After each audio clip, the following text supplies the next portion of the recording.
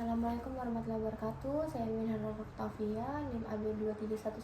Di sini saya akan melakukan perasaan penata laksanaan pertolongan pertama cedera pada anak.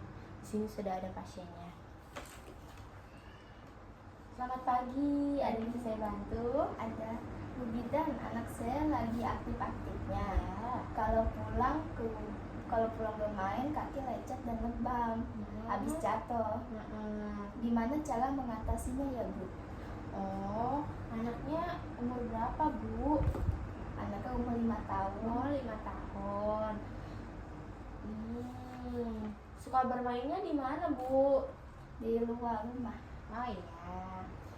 Baik, nanti saya akan jelaskan ya Bu ya. Di sini saya Bidan Mimin, saya akan menjelaskan permasalahan Ibu pada pagi hari ini. Kurang lebih waktunya 5 sampai 10 menit. Gimana Ibu, setuju? Setuju. Setuju. Nih Bu, jadi pertolongan pertama itu perawatan yang diberikan secara langsung kepada orang yang terluka atau yang sakitnya tiba-tiba. Misalnya nih, Ibu anaknya pulang main, kita tahu kakinya berdarah karena habis jatuh. Yang kita tangan pertama apa? Pasti lukanya kali ya. Kita ambil betadine dan kapas, kita bersihkan lukanya menggunakan air terlebih dahulu, lalu kita menggunakan betadine seperti itu untuk tindakan pertolongan pertamanya. Terus pertolongan pertama itu biasanya nggak bisa dilakuin langsung ke bidan. Misalnya anaknya jatuh nih, udah berdarah, sementara bidannya jauh, nggak mungkin kan kalau kita harus menempuh perjalanan 10 menit sementara anak kita udah nangis. Iya. Jadi kan kita harus membersihkannya di rumah. Nanti kalau misalnya udah dibersihkan di rumah, butuh perawatan lebih lanjut, dan kita baru ke bidan atau ke tempat kesehatan gitu. Terus apa aja sih yang bisa terjadi kalau misalnya anaknya tuh cedera itu dari jatuh naik sepeda misalnya. Terus kalau lagi minum itu kesedap, cara penanganannya gimana kalau kesedap? Anaknya duduk, terus kita tepuk sini punggungnya gitu. Terus kalau misalnya mainan kuat itu pilus, makanannya kecil atau bola manik-maniknya kecil masuk ke hidung, kita harus gimana Bu Bidan?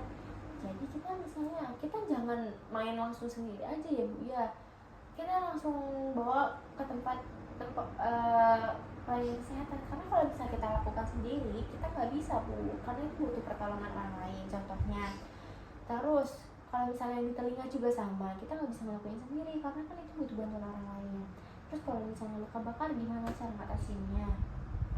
Luka bakar, kalau misalnya di rumah ada lidah buaya, kita bisa manfaatin tuh, kita buka aja lidah buayanya, terus kita olesin ke tubuh anaknya. Nanti setelah pertolongan pertamanya sudah, baru kita bawa ke tempat bidan gitu.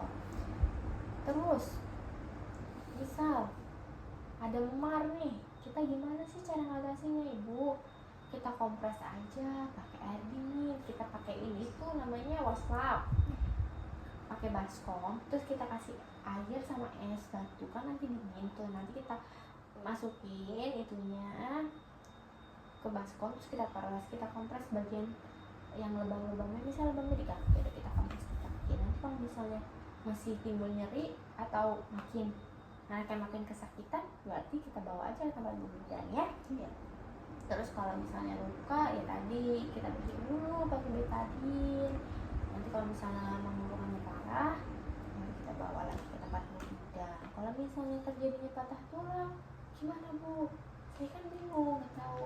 Ya udah, kita balut aja di lukanya yang terbuka. Misalnya tangannya nih kejepit, terus luka berdarah, ya udah kita plester aja yang ada lukanya, takutnya darahnya mengalir terus nanti nggak berhenti gitu.